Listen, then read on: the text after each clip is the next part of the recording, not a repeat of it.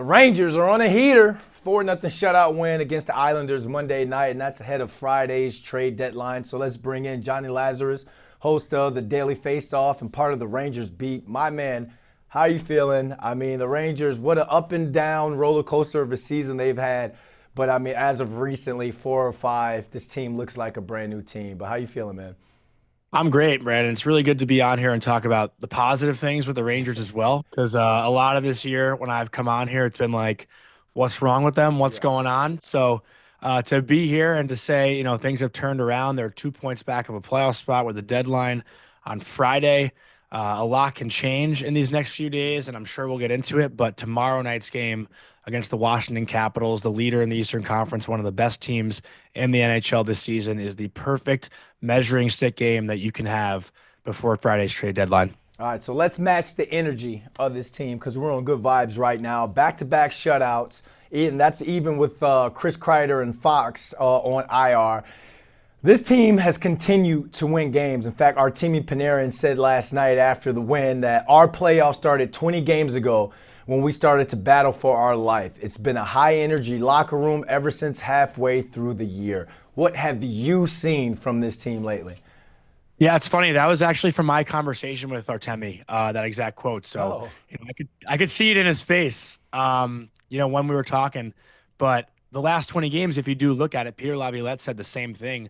There's been a commitment to defense. Obviously, you can look at that first game after the Four Nations game, and they lost 8-2 to Buffalo, and you can use that maybe as an outlier just because of what it's been like the past few games here against Toronto, the Islanders, and the Predators. yep. The Rangers' problem earlier in the season was guys like Panarin and Lafreniere, and Lafreniere has struggled a little bit lately. I won't say he hasn't, but they were cheating for offense a lot earlier in the season, and it was biting them in the butt, and the puck was going in the back of the net because they weren't committed to staying in the D zone and then coming out as a five-man unit, which right now they've been doing that a little bit more over these past few games.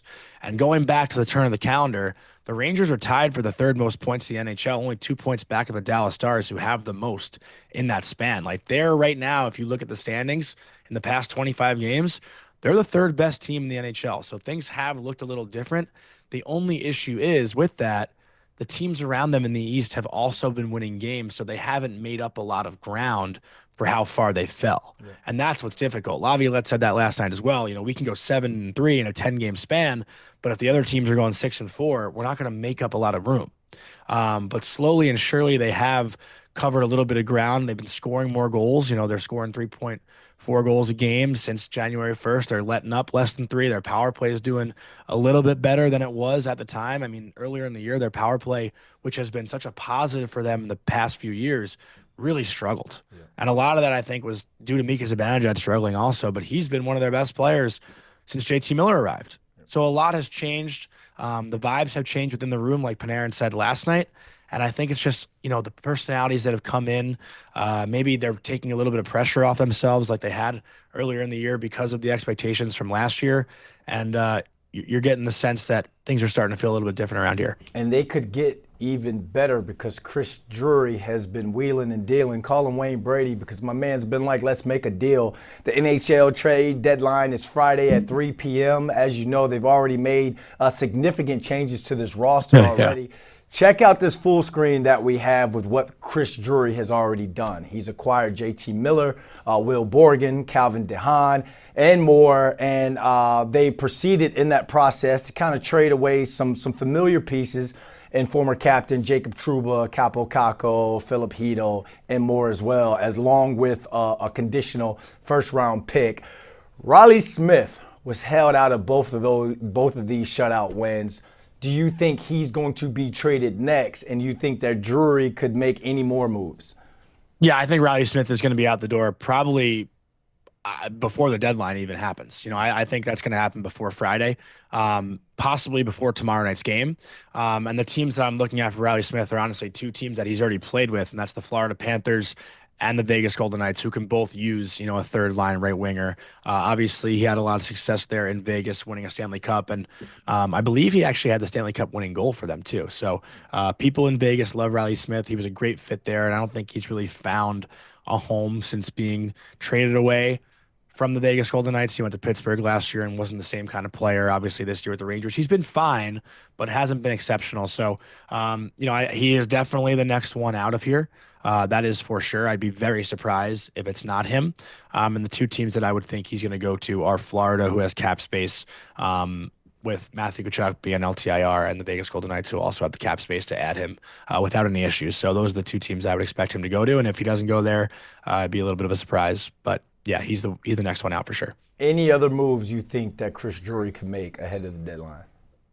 Well, I think the thing they needed was a third line center, but they got that in Yuso Parson, who they just traded Ryan Lindgren and Jimmy Vesey for in the trade with Calvin DeHaan as well from Colorado.